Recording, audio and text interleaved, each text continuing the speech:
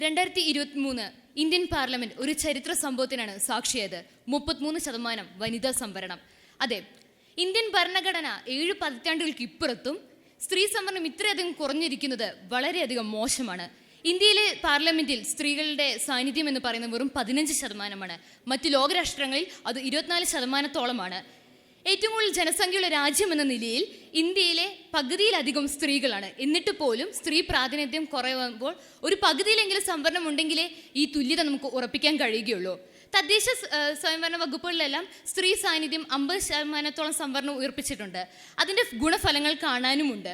അതുപോലെ തന്നെ ഇങ്ങനെയാകുമ്പോൾ സ്ത്രീകൾക്ക് കൂടുതലധികം ഇടപഴകാനും സാധിക്കുകയുള്ളൂ.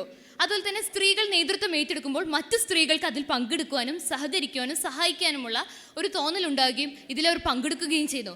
അങ്ങനെ ഒരു സമൂഹത്തിൻ്റെ പ്രാതിനിധ്യം തന്നെ നമുക്ക് ഈ സ്ത്രീ സംവരണത്തിലൂടെ നടത്താൻ സാധിക്കുന്നു.